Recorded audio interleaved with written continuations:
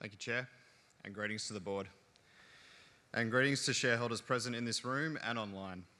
I'm speaking on the resolution at item 6, Transition Plan Assessments. This resolution was filed by Market Forces on behalf of more than 150 shareholders.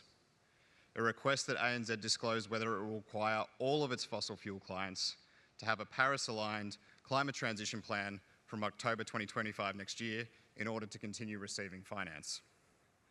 This resolution is not a request for ANZ to adopt a new policy. In fact, dating back to at least November 2021, ANZ has clarified its expectations for customers to establish specific, time-bound public transition plans and diversification strategies for their businesses. By October 2025, ANZ will have given its fossil fuel clients 4 years to produce clear and credible transition plans, and it also will have given itself 4 years to drive improvements at those companies. ANZ stresses the importance of transition plans being time-bound, but has repeatedly demonstrated in its disclosures that the October 2025 deadline is not really a deadline at all. In fact, all ANZ has disclosed is that it may decline or reduce support to projects and customers that don't meet its expectations. ANZ claims that it expects its clients' transition plans to be Paris-aligned, but this is not substantiated by its disclosed requirements. For example, ANZ has no requirement for fossil fuel producing customers to set targets to reduce the emissions from the use of the coal, oil and gas that they sell.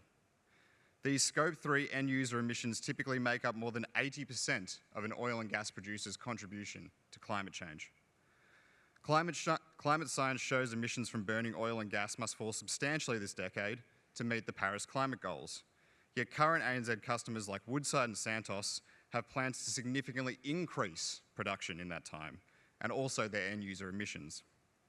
According to ANZ's definition of a mature transition plan, a fossil fuel client only needs to disclose its Scope 3 emissions, not reduce them in line with global climate goals.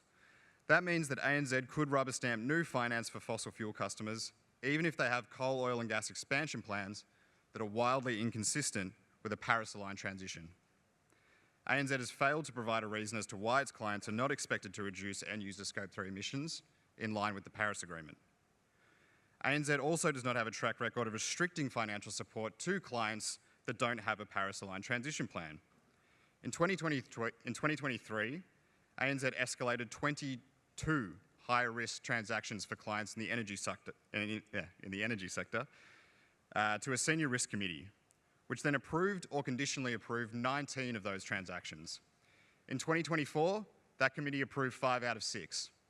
That's 24 out of 28 transactions in the last 2 years.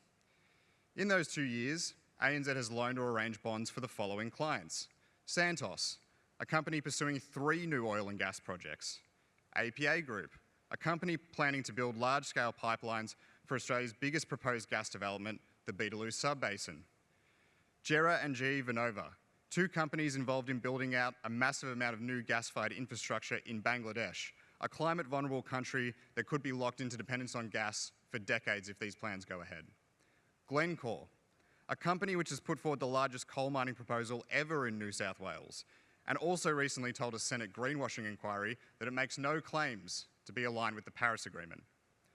No Australian bank has provided more finance to companies expanding fossil fuels than ANZ since the Paris Agreement was signed. Yet this resolution offers ANZ a chance to remedy that and start living up to its climate commitments.